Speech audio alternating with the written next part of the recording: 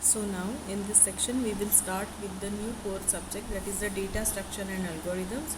It is a core subject. It is very much useful because it helps us to develop our logic, and that's why it's indeed very important to study the data structure and algorithms. So as per our tradition in the department, we will be discussing the course objective, course outcome and syllabus in our first lecture.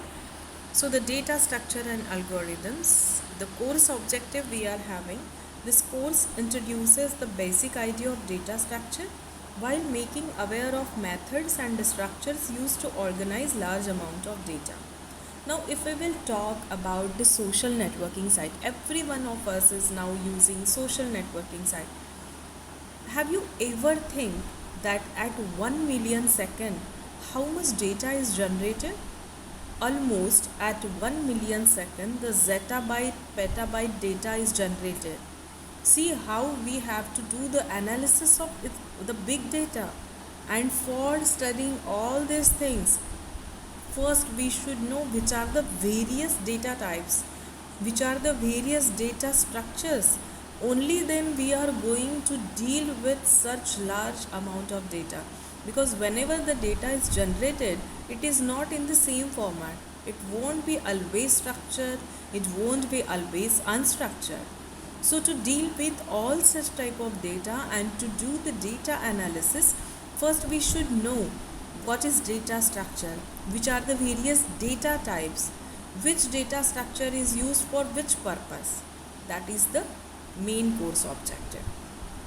It is also aimed at developing the skill to implement the methods to solve the specific problems using basic data structures. As I said that the data structure and algorithm is very much useful for development of logic.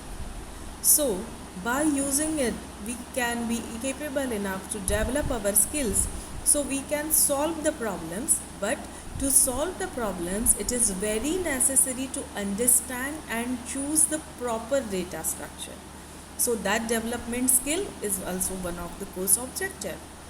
The course also provides the career opportunities in design of data, implementation of data, techniques to sort and searching the data. Now as I said now, that at particular million second the generation of data is at zettabyte level. So just think how we have to do the designing, how we are going to analyze the data, how we can reuse that data. So that are the various data opportunities. Like that's why the data scientists, data engineer, data programmers are there. So how we can do the implementation, and for such big amount of data which is either structured or semi structured or unstructured, we should know the techniques of sorting the data, searching the data. So there are various techniques for that. So to understand that technique, so that we can strongly connect with the data analysis part, is also one of the course objective. Now as I said, subject is nothing but the course. So the course name is data structure and algorithms. So we will study the course outcomes. I have already conveyed you that the course outcome is nothing but after completing this particular course, what the students will be able to do. So the course outcome 1 is illustrate the various technique for searching, sorting and hashing. As I have said that the course outcomes are always related to that particular unit. In the data structure and algorithms, we are having 5 units. So the first course outcome is to deal with the various techniques for searching, sorting and hashing. So that will be helpful for us to have the logic of design implementation, because we are dealing with searching, sorting. The course outcome 2, explain the significance of dynamic memory management techniques. If we are generating so much amount of data, if we are trying to save that data, if we are trying to reuse that data, definitely where is this data? This data is nothing but in the particular memory space. So how that memory management is done in the static as well as dynamic way.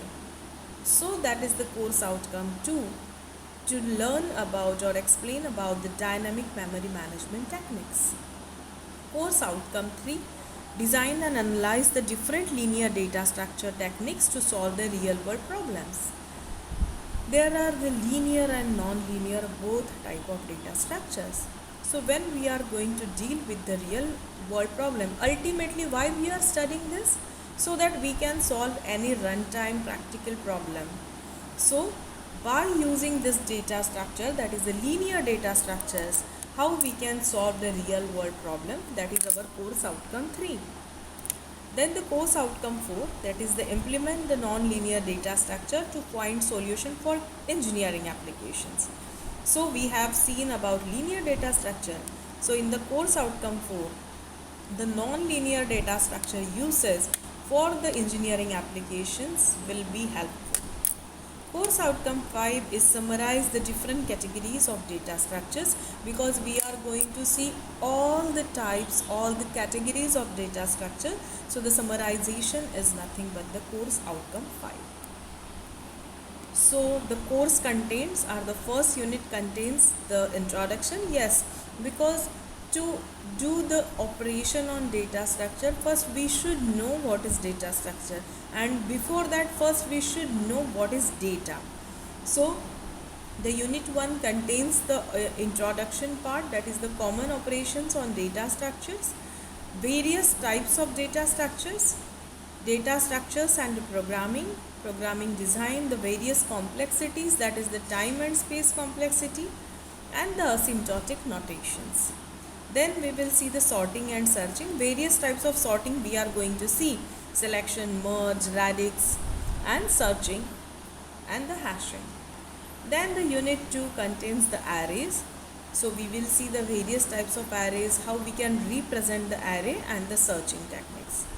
Then the introduction to linked list, how we can represent the linked list, how we can search the element, that are nothing but the various operations on that linked list and the various types of linked list. In unit 3, we will see the stack, queue, and recursion. Now, what is the concept of stack, how we can represent it, then the various applications of stack, that also we will see. Then the unit 4, that is trees and binary trees, how we can represent the trees, which are the various operations that can be performed on the tree, that we will see, so that we can relate it with the real life problem.